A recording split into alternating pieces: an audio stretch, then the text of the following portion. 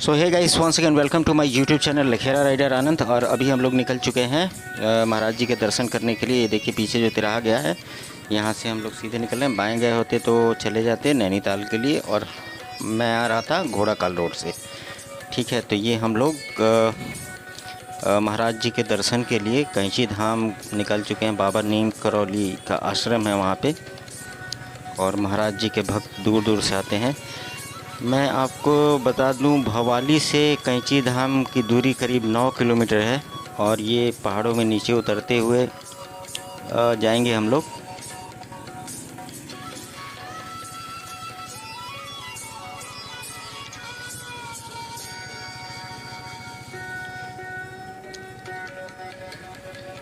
ये हम लोग भवाली टाउन से निकल रहे हैं, और सामने ट्रक जा रहा होगा, दिख नहीं रहा होगा।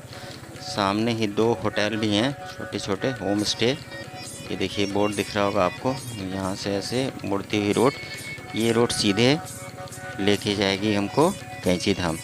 ये रोड शायद अल्मोड़ा तक जाती है, लेकिन हम लोग कैंची धाम जाना है, जो कि यहाँ से 9 किलोमीटर है। अभी हम लोग भवाली टाउन से बाहर निकल चुके हैं, और भवाली टाउन से बाहर निकलने के बाद से जो है पहाड़ों का जो हंसी नज़ारा है वो देखने को मिलेगा। बहुत ज़बरदस्त नज़ारा होता है इस समय बारिश के मौसम में। ये देखिए लेफ़्ट हैंड साइड पे थोड़े बहुत पहाड़ दिख रहे होंगे आपको, और ऐसी रोड है, बल इतनी पतली है, दोनों तरफ से गाड़ियाँ आती जाती हैं, और हम लोग आगे की तरफ बढ़ते चले जा रहे हैं।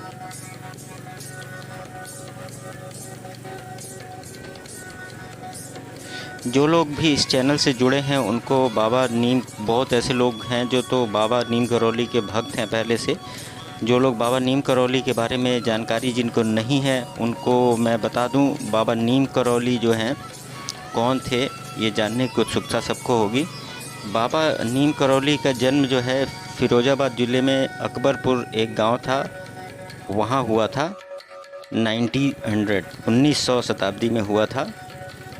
और बाबा को कहा जाता है कि जब बाबा 17 वर्ष की आयु में पहुँचे थे तो उनको इतना ज्ञान हो चुका था जितना आजकल के समय में किसी को भी होना असंभव है लगभग।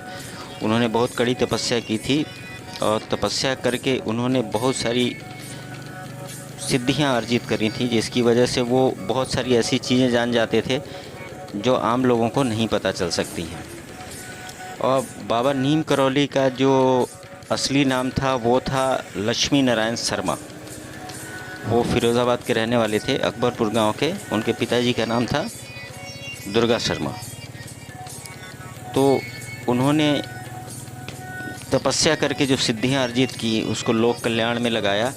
बहुत सारे लोग उनको हनुमान जी का अवतार भी कहते हैं, और हनुमान जी जो थे उनके गुरु भी थे। बाबा नीम करौली के गुरु हनुमान जी थे।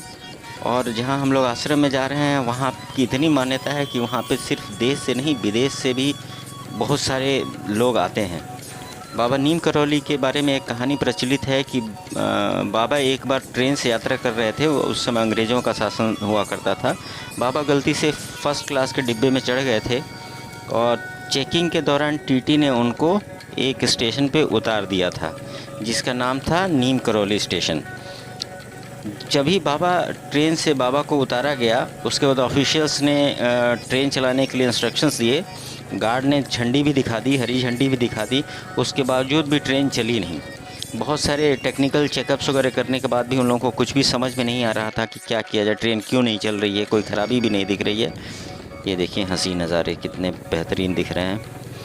तो वहाँ का जो लोकल मजिस्ट्रेट था वो बाबा को जानता था। उसने बाबा ऑफिशियल्स को बोला कि बाबा के साथ तुम लोगों ने ऐसा किया है, इसी वजह से जो है ट्रेन रुकी हुई है। और उस चीज़ का समर्थन बहुत सारे यात्री जो ट्रेन में बैठे थे उन्होंने भी किया।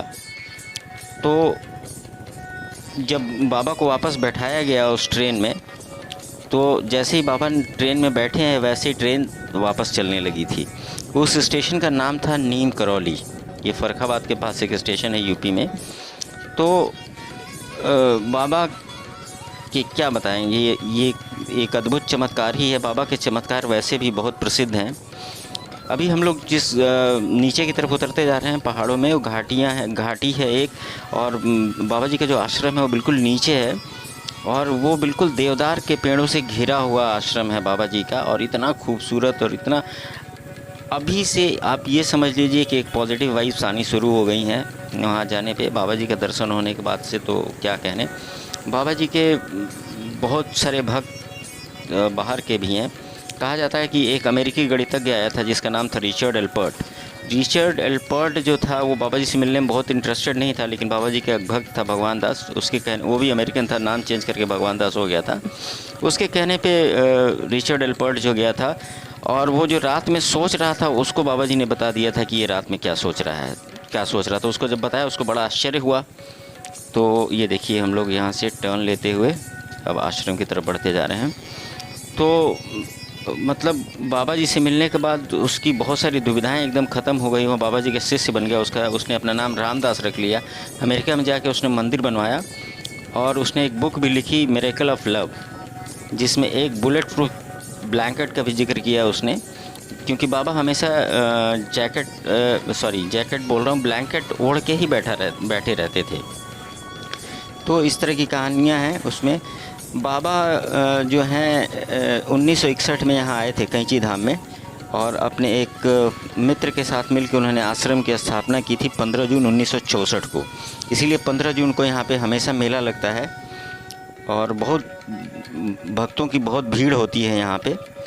तो मान्यता तो बहुत है यहाँ पे, अमेरिकी भक्त बहुत आते हैं। बाबा जी के शिष्यों में जो एप्पल के फाउंडर अपने स्टीव जॉब्स वो हैं, आपके फेसबुक के मार्क जकरबर्ग हैं, और जो हॉलीवुड की अभिनेत्री हैं जूलिया रॉबर्ट, इन तीनों में से कोई भी बाबा जी से मिल नहीं पाया। बाबा जी के समाधि लेने के करीब 5-6 महीने बाद जो है सबसे पहले आए थे स्टीव जॉब्स। मुलाकात तो नहीं हो पाई, लेकिन फिर भी इतना ज़्यादा इंस्पायर्ड हुए यहाँ से कि इन लोगों का जीवन बदल गया यहाँ यात्रा करके।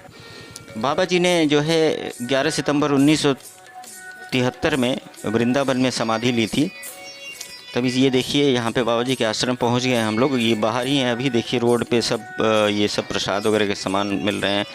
हाथ में बांधने वाले धागे, ब्रेसलेट्स और बहुत सारे शंख और ये सब चीज़ें यहाँ मिलेंगी। बाबा जी के फ़ोटोग्राफ्स मिल जाएंगे, तो प्रसाद भी मिलेगा आपको। तो अभी हम लोग बाबा जी के आश्रम के अंदर चलते हैं, आपको दिखाते हैं। बाबा जी के आश्रम के बिल्कुल अंदर तो नहीं दिखा पाऊँगा। ये देखिए सामने कितना खूबसूरत नज़ारा है, और सामने सब देवदार के ऊंचे ऊंचे पेड़ आपको दिख रहे होंगे, ये देखिए। और ये रहा बाबा जी के आश्रम का मेन गेट, और यहाँ से हम लोग बाबा जी के आश्रम में प्रवेश करेंगे। मैं आप लोगों से निवेदन करूँगा कि एक बार वीडियो देखते देखते ही बाबा जी को ज़रूर याद करिए, और जय महाराज जी बोलिए, जय हो बाबा नीम करौली बोलिए। जिस तरीके से आप याद करना चाहते हैं बाबा जी को एक बार याद ज़रूर करिए। ये जो देखिए ये छोटा सा आश्रम के उससे एक ब्रिज बना हुआ है। ये एक पतली सी नदी बह रही है यहाँ पे, उसी के ऊपर बना हुआ है। ये देखिए लेफ़्ट साइड से इधर से नदी बहती हुई आ रही है, और ये देखिए इधर से नदी बहती हुई आ रही है, और पीछे की तरफ अभी दिखाता हूँ आपको निकल जाती है। और कहा जाता है कि इसी नदी के पानी से बाबा ने लाखों दिए जला दिए थे एक बार इन पहाड़ों में। इतने चमत्कारी थे बाबा। और ये देखिए नदी दिख रही है। ये मंदिर में प्रवेश करने के बाद आपको माता वैष्णवी की मूर्ति दिखने को मिलेगी, मंदिर दिखने को मिलेगा। उसके बाद आपको शंकर जी का दिखने को मिलेगा, राम सीता का दिखने को मिलेगा, फिर हनुमान जी का दिखने को मिलेगा। और हनुमान जी जिस गुफा में तपस्या किए थे, वो तपस्या में धूनी आज भी जल रही है। यहाँ पे जो भी स्लीपर्स या शूज़ रिमूव करके तभी जाना है अंदर।